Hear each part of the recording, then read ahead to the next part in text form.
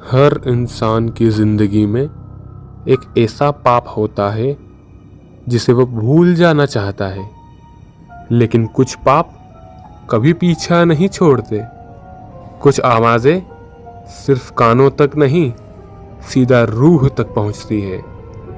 ये कहानी है यदु की, एक ऐसे लड़के की जिससे लगा था कि वो अपने अतीत से भाग सकता है, लेकिन कुछ चीज़ें मौत के बाद तक भी खत्म नहीं होती। दोस्तों, मैं कहानी आगे लेके जाऊं उसके पहले आपका स्वागत है आपके अपने चैनल डर जोन में।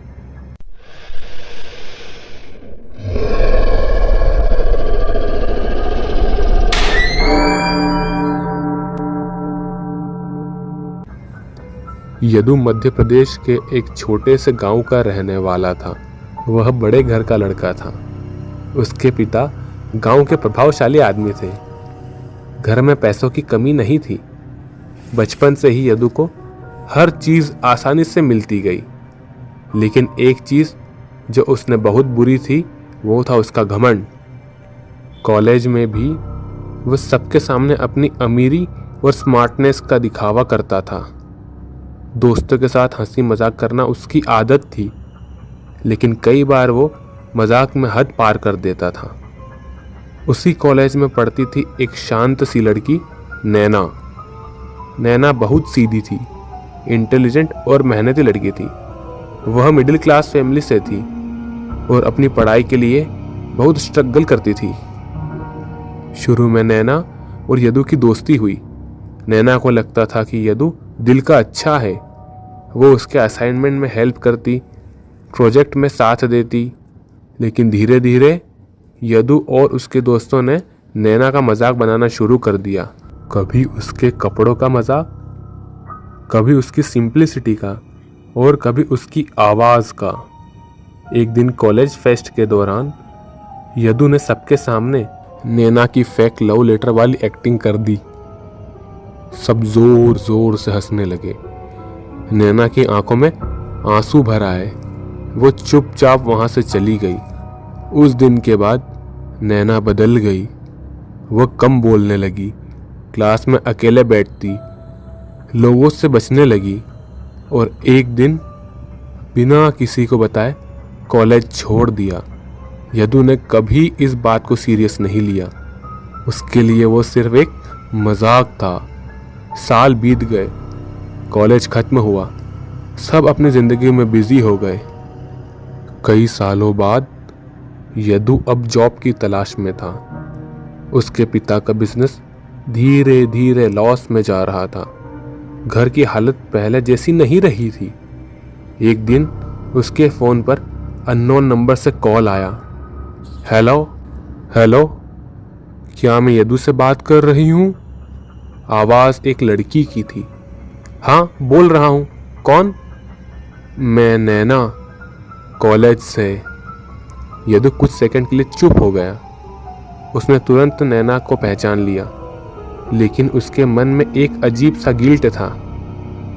नैना ने उसे बताया कि नासिक में एक कंपनी में वैकेंसी है और उसने उसका रेफरेंस दे दिया है। यदु हैरान था।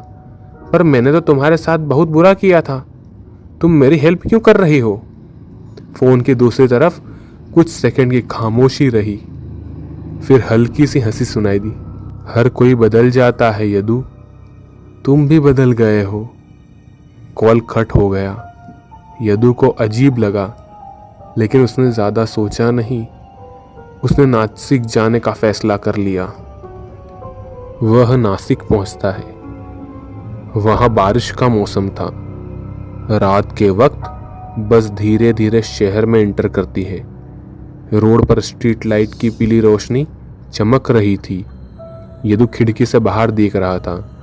उसके मन में एक्साइटमेंट भी थी और डर भी।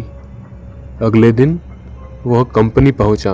बिल्डिंग बाहर से मॉडर्न लग रही थी, लेकिन अंदर का एटमॉस्फेयर अजीब शांत था।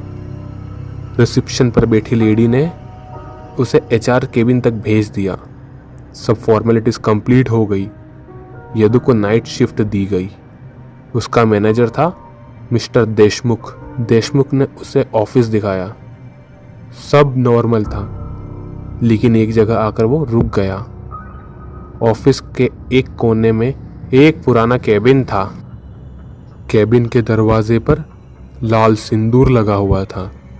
दरवाजे पर कई काले धागे और ताबीज लटक रहे थे। यदु ने पूछा, सर ये केबिन बंद क्यों है? देशमुख के चेहरा सीरियस हो गया। उस तरफ मत जाना, वहां कोई नहीं जाता। यदु पूछता है, पर क्यों? बस कंपनी का रूल है। देशमुख तुरंत आगे बढ़ गया। यदु को केबिन देखकर अजीब बेचैनी हुई, जैसे कोई उसे अंदर बुला रहा हो। नाइट शिफ्ट के पहले दिन रात के 11 बज रहे थे। ऑफिस में सिर्फ कुछ लोग बचे थे। धीरे धीरे सब अपना काम खत्म करके चले गए। आखिर में पूरे फ्लोर पर सिर्फ यदु अकेला रह गया। बारिश तेज हो चुकी थी। बिजली की चमक कभी कभी शीशे पर पड़ रही थी। यदु लैपटॉप पर काम कर रहा था। तभी यदु, किसी ने धीरे से उसका नाम लिया। यदु तुरंत पलटा, पर वहां कोई नहीं था। उसने सोचा शायद वहम होगा। वो फिर काम करने लग गया। 2 मिनट बाद यदु, इस बार आवाज और करीब से थी, जैसे कोई उसके कान के पास बोल रहा हो। उसके हाथ कांप गए। वो खड़ा हुआ। पूरा ऑफिस खाली था, सिर्फ एसी की आवाज आ रही थी। फिर अचानक यदु को कीबोर्ड टाइपिंग की आवाज आई। यदु जम गया। ऑफिस के दूसरे कोने से टाइपिंग की आवाज आ रही थी। वही बंद केबिन। आवाज धीरे धीरे तेज होने लगी, जैसे कोई गुस्से में टाइपिंग कर रहा हो। यदु का गला सूख गया। वो धीरे धीरे केबिन के पास गया। दरवाजा हल्का सा खुला हुआ था। अंदर अंधेरा था, लेकिन कीबोर्ड की आवाज साफ आ रही थी। यदु ने हिम्मत करके दरवाजा धक्का दिया। आवाज अचानक बंद। अंदर कोई नहीं था। सिर्फ एक पुराना कंप्यूटर ऑन था। स्क्रीन पर एक लाइन ब्लिंक कर रही थी, Why did you laugh at me? Yadu का खून जम गया। उसने तुरंत पीछे मुड़कर देखा और उसी वक्त केबिन का दरवाजा जोर से बंद हो गया। यदु चीख पड़ा। रूम की लाइट्स टिमटिमाने लगी। कंप्यूटर स्क्रीन पर वर्ड्स चेंज होने लगे। तुमने मुझे बर्बाद कर दिया, तुमने मुझे छोड़ दिया, पर मैं अब भी यही हूं। यदु ने जोर से दरवाजा खोला और भागता हुआ ऑफिस से बाहर निकल गया। यदु नासिक में एक छोटे से फ्लैट पर रहता था, जो उसने रेंट से लिया था। वह रात भर सो नहीं पाया। उसके दिमाग में वही केबिन घूम रहा था। सुबह तक उसने खुद को समझाया कि शायद किसी ने प्रैंक किया होगा, लेकिन अगले दिन जब वो बाथरूम के मिरर के सामने खड़ा हुआ, उसने मिरर में अपने पीछे एक लड़की को खड़े देखा। सफेद कपड़े, बिखरे हुए बाल और झुककर खड़ी हुई। यदु पलटा, पर वहां कोई नहीं था। उसकी सांसें तेज हो गई। रात को फिर से उसे आवाज सुनाई दी। इस बार उसके फ्लैट में टाइपिंग की आवाज आई। उसने पूरे घर में चेक किया, पर वहां कोई नहीं था। लेकिन बेडरूम के कोने में रखा उसका लैपटॉप अपने आप ऑन हो गया। स्क्रीन पर वही लाइन, क्या तुम मुझे सुन सकते हो? यदु ने घबरा कर लैपटॉप बंद कर दिया। उस रात उसने पहली बार नैना को याद किया और उसके साथ किया हुआ सब कुछ। उसके मन में गिल्ट भरने लगा। अगले कुछ दिनों तक अजीब घटनाएं बढ़ती गई। कभी ऑफिस में कुर्सी अपने आप हिलती, कभी मॉनिटर ब्लिंक करता, कभी किसी लड़की के रोने की आवाज आती। एक रात यदु वॉशरूम गया। वॉशरूम का मिरर धुंधला था। उसने हाथ से मिरर को साफ किया और उस पर लाल सिंदूर से लिखा था, सॉरी, मैं तुम्हें नहीं बचा पाऊंगा। यदु का दिमाग हिल गया।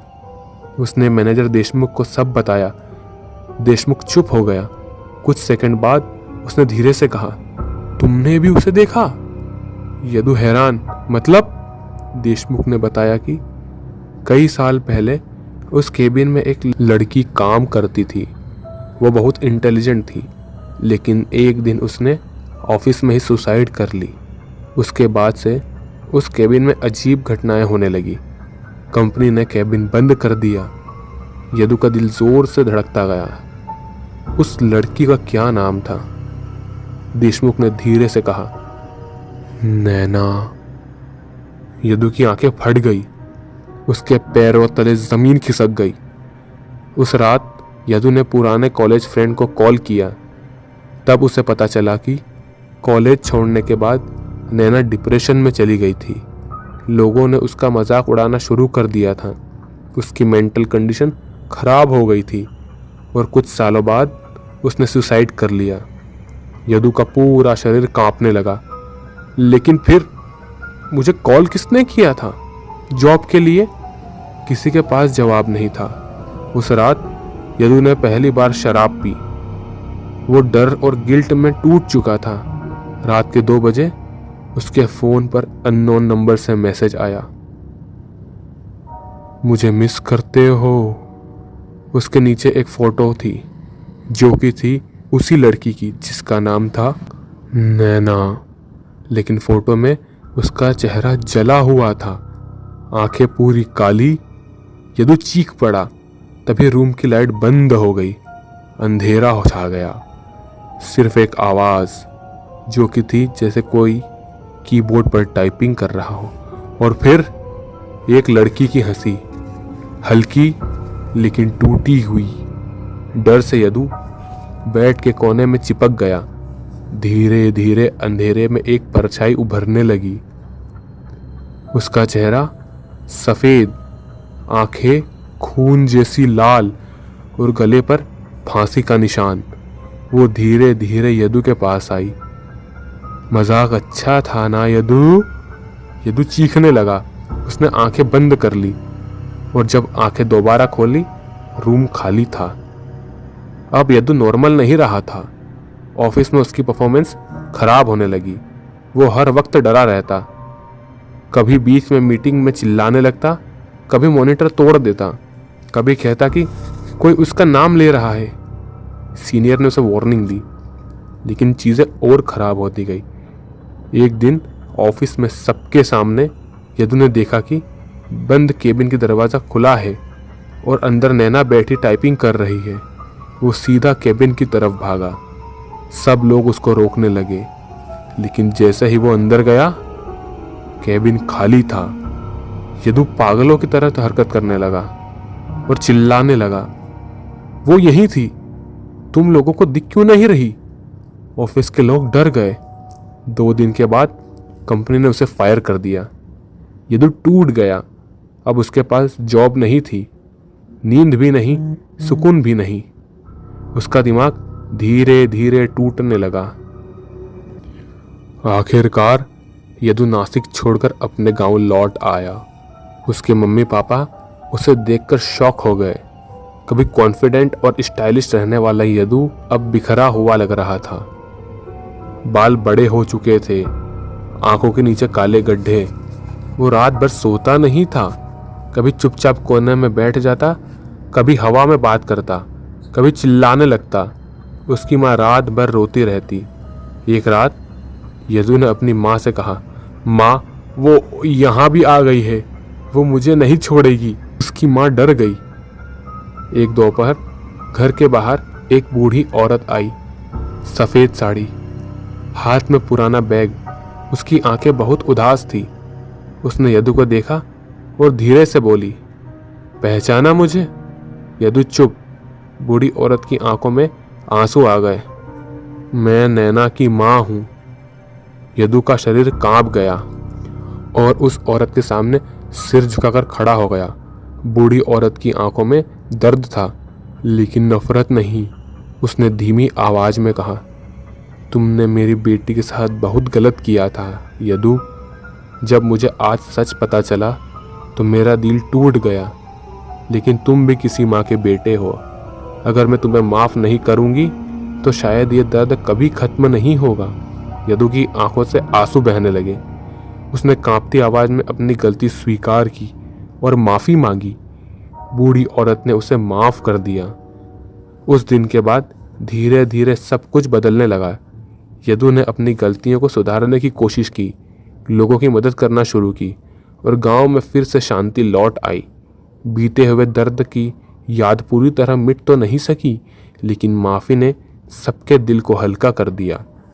दोस्तों, यदि आपको यह कहानी पसंद आई हो तो हमारी कहानी को शेयर करें, लाइक करें, सब्सक्राइब करें। धन्यवाद।